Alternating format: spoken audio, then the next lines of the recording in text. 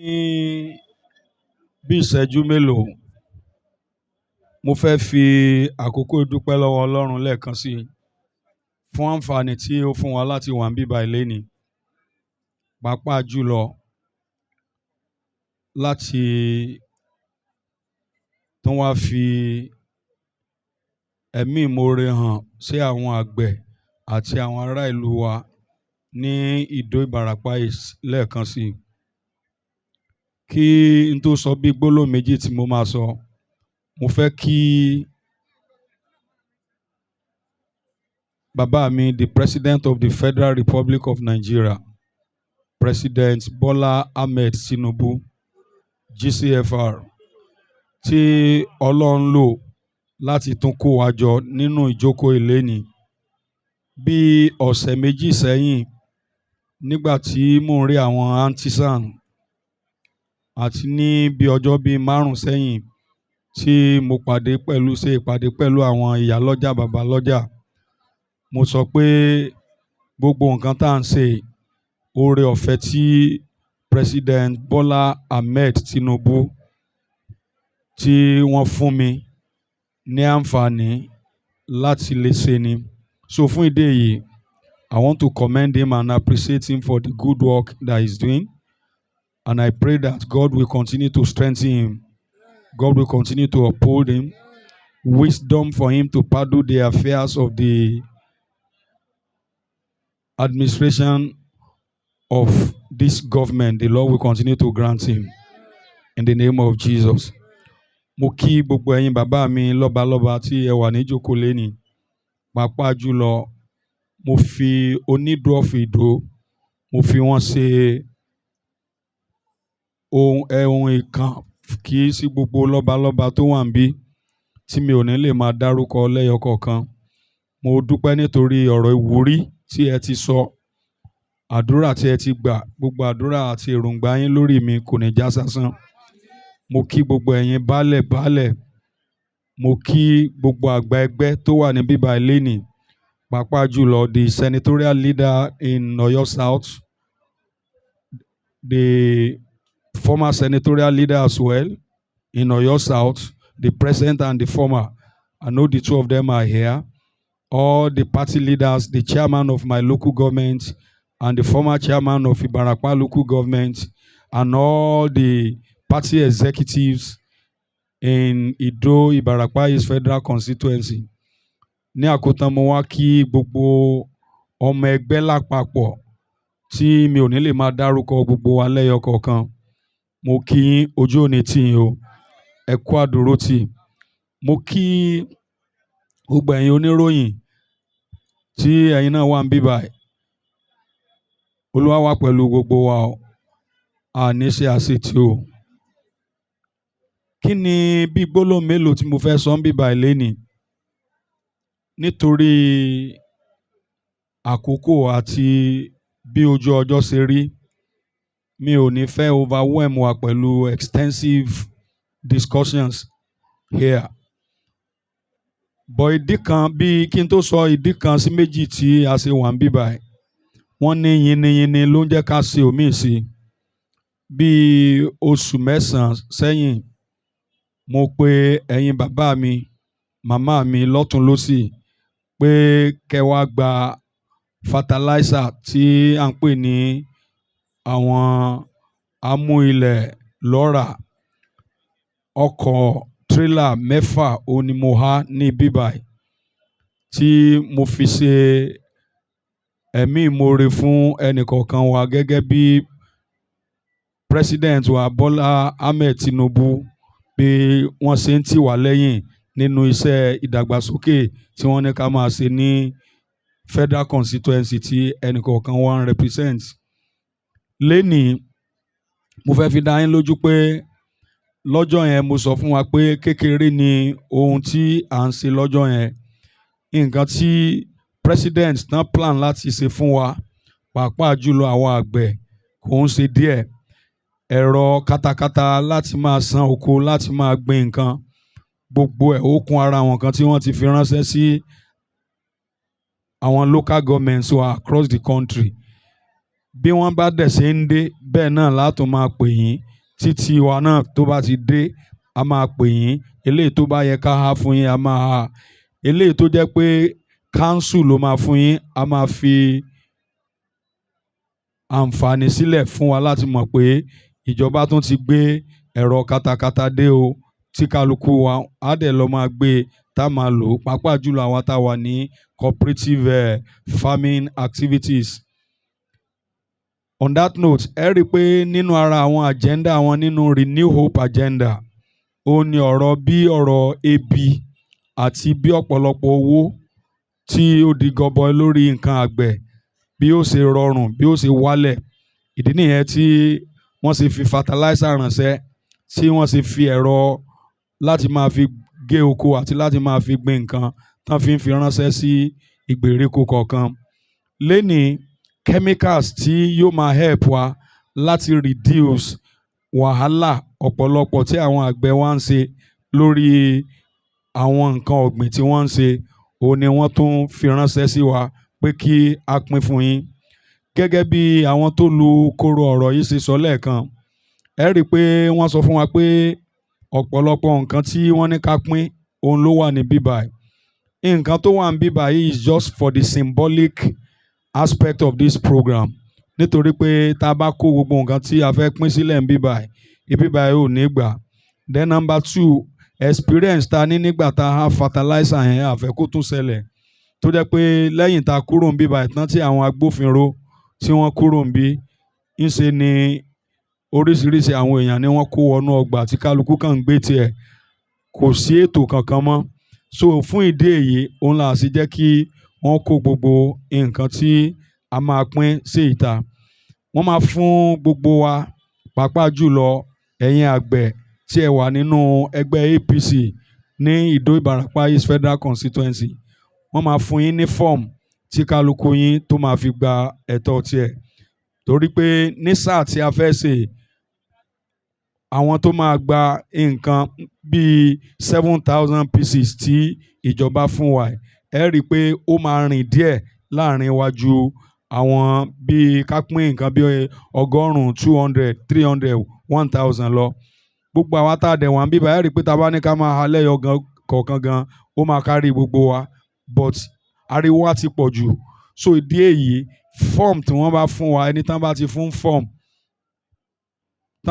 tó bá jẹ́ pé àsìkò bá wà tí kò sí òjò, ẹ dúró ẹ máa rí gbà lọ lénìí. Tí àsìkò ò bá sí, ẹni tán bá ti fún ní fọ́ọ̀mù kó má ṣe wàhálà, ìgbà tó bá rọrùn fún ẹ kó wa mọ́tò ẹ wá kó dẹ̀ wá kó tiẹ̀, kò sí wàhálà kankan lórí ẹ̀. So in other words, àwọn tí ìwọ̀n tí wọ́n bá lè pín tí òfin ní di gbọ́n mi sí omi òtó, táwọn èèyàn òfin ní máa da inú ọgbà rú pé èmi ló kàn ìwọ kọ́ ló kàn, òun ni kẹ́ jẹ́ ká ṣe. So ẹ jẹ́ ká fi ẹ̀mí pẹ̀lẹ́pẹ̀lẹ́ ká fi kún nǹkan tí a bá máa ṣe ní ìgbà tí a bá fẹ́ máa gba nǹkan yìí. You see, kò ní dáa kí ìjọba máa ṣe gbogbo irú nǹkan báyìí ká dẹ̀ má mọ díẹ̀ nínú nǹkan tí ìjọba ń ṣe. Mo ti sọ fún wa several times, àkọ́kọ́ kọ́ leléyìí tá a máa ní ìjọba àpapọ̀, àfi ẹni tójú bá tiẹ̀ ń dóyàn etí rẹ̀ ò di. Níbi tí Nàìjíríà délé ní, ẹni tó bá máa tún Nàìjíríà ṣe tí yóò fi rí bí èmi àti ẹ̀yin bá a ṣe fẹ́ kó rí, á jẹ́ ẹni tó ní ìbẹ̀rù Ọlọ́run, á jẹ́ ẹni tó ní òye nípa àti ṣe ìlú, á jẹ́ ẹni tó jẹ́ pé ó mọ ibi tí ẹsẹ̀ ti ń ta àwọn èèyàn. Ìdí nìyẹn tó fi jẹ́ pé kódà kéèyàn ó máa bínú, kódà kí inú èèyàn má dùn, kódà in fact tẹ́ ẹ̀ bá fẹ́ rójú rẹ̀, àfẹ́ni tó bá máa ṣe Ọlọ́run ló máa sọ pé nǹkan tí President Bola Ahmed Tinubu ń ṣe lénìí lórí ọ̀rọ̀ Nàìjíríà kò yé òun. What I'm trying to say in essence is, even if you are blind, if you cannot see, at least you can hear. Except somebody that will be unfair, somebody that will be doing disservice to the nation. That's the person that will say he cannot understand that he has not seen the tremendous progress, the tremendous achievement of the President Bola Ahmed Tinubu in the last 3 years of this administration. The extent of what he has done in putting Nigeria back on track. And when we are saying that we don't really know where the government is going, you know where government was when he came in. Téèyàn ò bá mọ ibi tó ń lọ, at least ó mọ ibi tó ti ń bọ̀. So gbogbo wa la ní idea bí Nàìjíríà ṣe rí kan tó gbàjọba. Nígbà tí a bẹ̀rẹ̀ ìjọba yìí ní 2023, tí bàbá mi gba àkóso láti máa darí ìjọba ìpínlẹ̀ àmì orílẹ̀-èdè Nàìjíríà, ẹ rí i pé gálọ́ọ̀nù epo tá à ń pè ní 4 litres of petrol, ojú títì làwọn drivers ti máa tò láti rà á. Pé àwọn fẹ́ ra, in fact àwọn àjàrà ni lẹ́yìn tẹ́ bá ra tán gan, nǹkan tẹ́ tún rà yẹn gan ẹ̀ sọ bí quality nǹkan tẹ́ fẹ́ gbé kúrò ń bẹ̀ sí máa rí. Several times ni mo ti ra epo lójú ọ̀nà tó jẹ́ pé tẹ́ bá ti da epo tẹ́ rà yẹn sínú mọ́tò yín tán, wọ́n máa tó mọ́tò yẹn débi tẹ́ ń lọ ni. Nítorí kíni ó bàjẹ́ débi pé wọ́n máa ta gálọ́ọ̀nù epo 4 litres of fuel fún yín ní owó téèyàn ò gbọ́dọ̀ gbọ́. Bákan náà omi ó tún máa jẹ́ ìlàjì nǹkan tán bá tà fún yín. Lénìí kò síbi tẹ́ dé ní ilé epo tẹ́ gbé ní répo rà.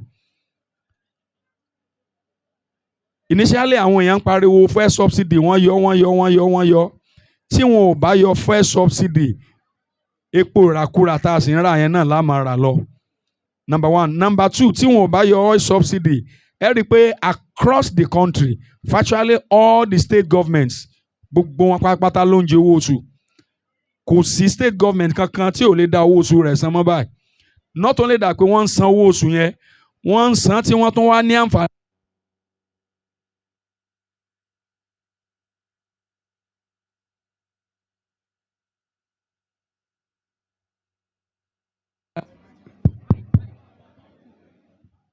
Because wọ́n lè fẹ́ bóyá nítorí pé wọ́n ń gbọ́ nǹkan tá à ń sọ.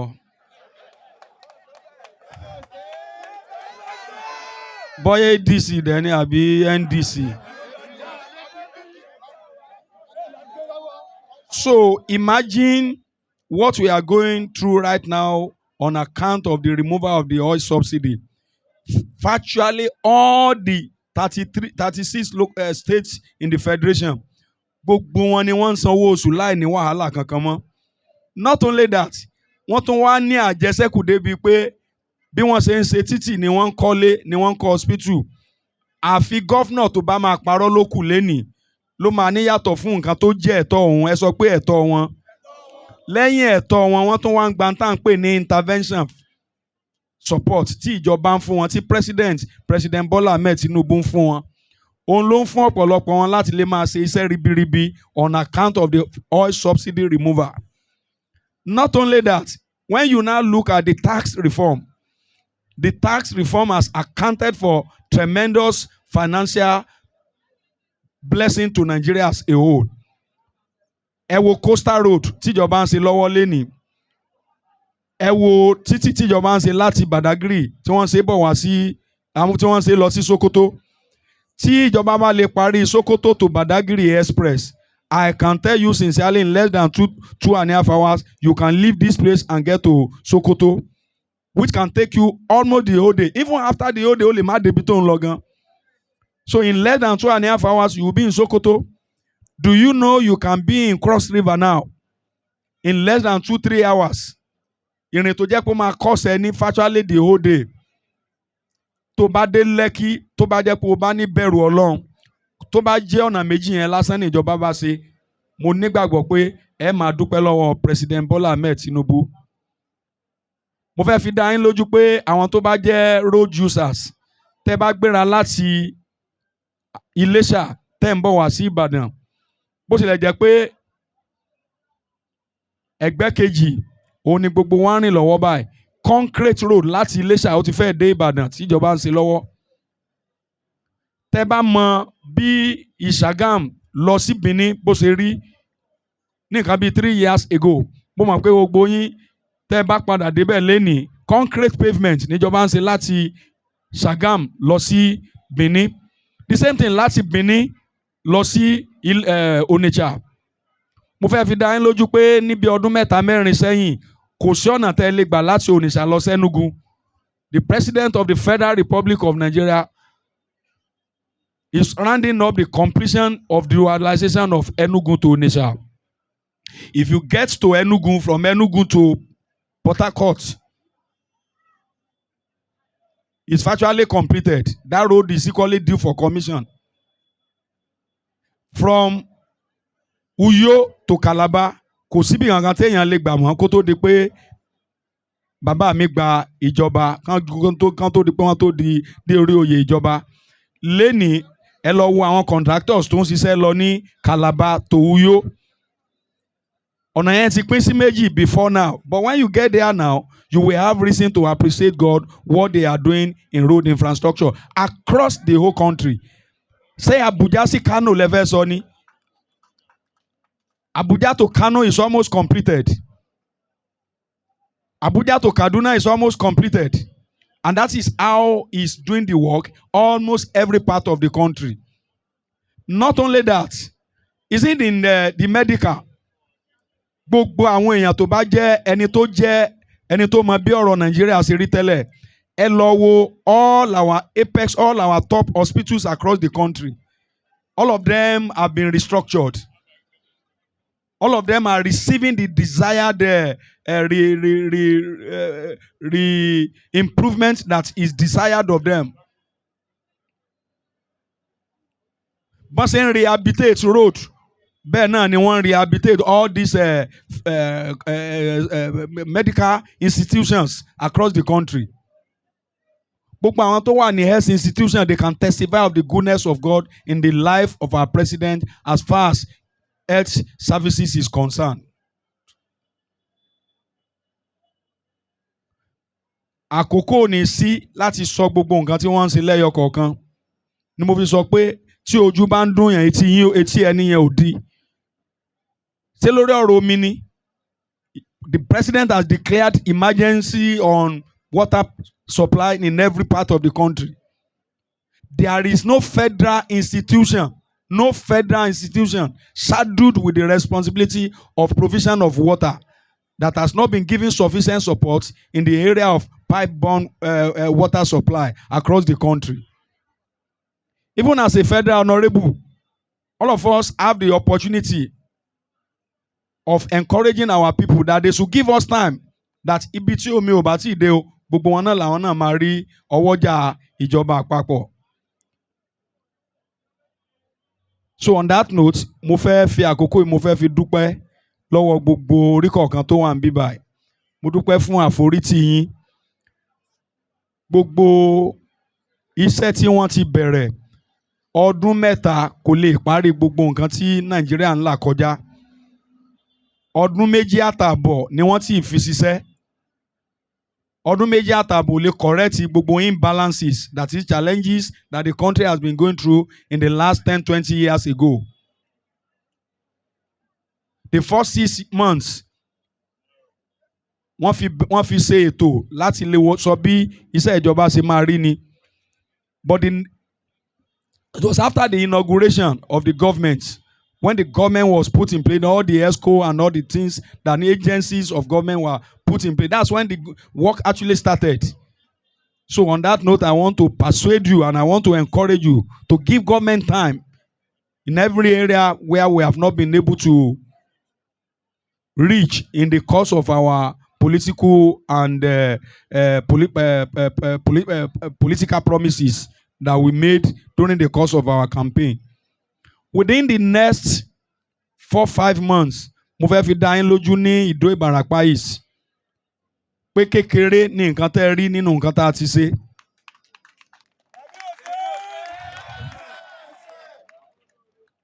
All the schools tó wà ní àdúgbò wa, gbogbo wọn láti fi sí inú ètò bí a ṣe fẹ́ refurbish gbogbo àwọn schools yẹn, bí a ṣe ń refurbish hospitals lọ. Ẹ rí i pé níbi oṣù mẹ́ta sẹ́yìn mo sọ fún wa pé a fẹ́ kọ́ specialist hospitals. specialist hospital méjèèjì yẹn ló ti dé advanced stage, ìkan wà ní Ìdó, ìkan wà ní Èrúwà tá à ń kọ́ lọ. When these two specialist hospitals are completed, I am sure every one of us, even if you don't like our face, you will like what we are doing. I will not waste the time of anybody láti máa sọ pé nǹkan tá a máa ṣe lórí róòdù lélẹ̀ ní tá a máa ṣe lélẹ̀. But mo fẹ́ assure ẹ̀yin youth, in every way humanly possible, I will stand by you.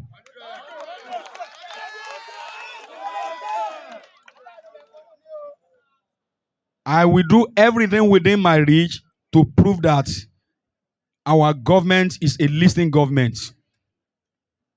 And I'm sure within the next few months, we'll be moving into the 2027 election.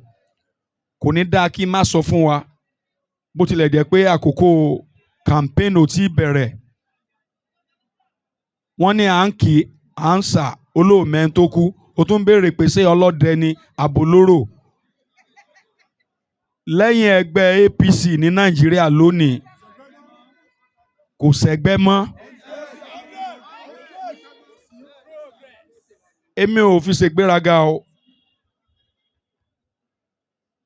Nínú àánú Ọlọ́run, nínú oore ọ̀fẹ́ Ọlọ́run, 2027 election for President Bola Ahmed Tinubu is a walkover.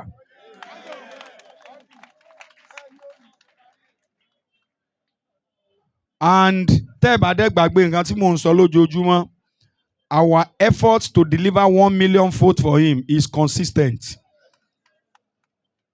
Ní Ọ̀yọ́ State, 1 million votes òun ni iṣẹ́ tí à ń ṣe. Ẹnu lásán kò wá ní fún wa ní 1 million votes yìí. Ìrìn àjò tá a bẹ̀rẹ̀ láti lè deliver 1 million votes yẹn, mo bẹ̀ yín, pàápàá jùlọ ẹ̀yin bàbá mi, bàbá wa lọ́balọ́ba àti ẹ̀yin ìjòyè, ní gbogbo àdúgbò kọ̀ọ̀kan, ẹ bá wa fọwọ́sowọ́pọ̀ pẹ̀lú àwọn èèyàn wa. Kí múdùmúdùn ìjọba àpapọ̀ kó lè bá a dé ìsàlẹ̀. Nǹkan tó dùn jù láyé ni pé kéèyàn ò bẹ̀rẹ̀ iṣẹ́ kó dẹ̀ ṣe dé ibi tó ní lọ́kàn. Lẹ́yìn tí wọ́n bá tún wá parí, kán tún ní àǹfààní láti lè gbé ìjọba fún ẹni tí yóò lè continue nǹkan tí wọ́n ń ṣe. Mo fẹ́ fi dá yín lójú pé lẹ́yìn election 2027 tá a fẹ́ dì yẹn, nígbà tí bàbá mi President Bola Ahmed Tinubu bá ti wọlé ẹlẹ́ẹ̀kejì,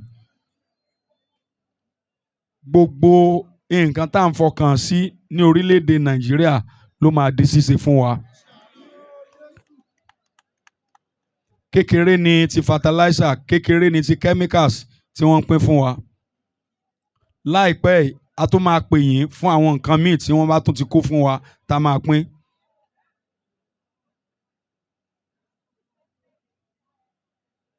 So therefore, to get 1 million votes, gbogbo ẹ̀yin ọmọ ẹgbẹ́ APC tẹ́ bá wà ń bí báyìí, ẹni tí ò bá tí ì ní card láti fi dìbò kó tó di pé yóò kásẹ̀ ńlẹ̀, ẹ jọ̀ọ́ mo fi àkókò yìí mo fẹ́ fi rọ̀ yín, ẹ lọ gba card tẹ́ máa fi dìbò.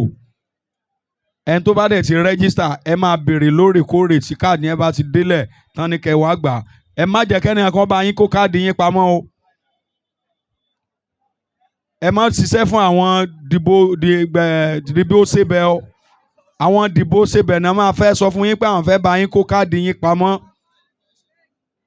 Wọ́n á máa há 2,000, 200 naira, 500 fáwọn èèyàn lọ́jọ́ election. Nǹkan tó jẹ́ káwọn àbí tá a wà lénìí nìyẹn. Ní agbára Ọlọ́run, tí a bá tún ti wá gba ìjọba lẹ́yìn Ìdó Ìbàràpá yìí tí mò ń ṣe lọ́wọ́ yìí, tá a tẹ̀síwájú tí mo gba ìjọba Ọ̀yọ́ South láti Ìbàràpá wá sí Ìbàdàn márààrún tó wà nínú ìgboro tá a máa dà mọ́ Ìdó Ìbàràpá yìí, mo fẹ́ fi dá yín lójú pé ní agbára Ọlọ́run gbogbo èròǹgbà yín lórí wa kò ní já sí asán. So I want to encourage all of you, be peaceful in the course of the collection of everything that you'll be collecting here today. Let's do it orderly. Let everybody who cannot wait, don't rush that they must give you now. You can go home and come back once your form is with you. But if the form has not been given to you, there is nobody, no group or department or whatever you call yourself, as far as you are in APC in the Ido-Ibarakwa federal constituency, that your block will not be given. So nígun wọn máa pín in a way tó jẹ́ pé ó máa kárí gbogbo ẹ̀yin tẹ́ jẹ́ àgbẹ̀ ní Ido-Ibarakwa federal constituency. Pàápàá jùlọ àwọn tá a wà ní axis tó jẹ́ pé ó bọ́ sí rural end of our federal constituency. 50% of whatever we have here will go to Ibarakwa East, because that's where the bulk of farming activities are taking place. While the remaining one will be given to the farmers within our Ido and develop local governments in our senatorial district as well. It's so wonderful that the thing are so many that we are even equally inviting some of our friends from other local governments who will equally benefit from this opportunity. So gbogbo ẹ̀yin tẹ́ wá láti Ìbàdàn North, Ìbàdàn South East, Ìbàdàn North West, Ìbàdàn South East, ẹ̀yin náà kẹ́ ẹ fi ara balẹ̀ tẹ́ ẹ bá rí gbà tiyín gbà lọ lénìí, fọ́ọ̀mù tán fún yín yẹn kẹ́ wá fi gbà tiyín náà ní àkókò tó yẹ. Once again, on behalf of the President of the Federal Republic of Nigeria and on behalf of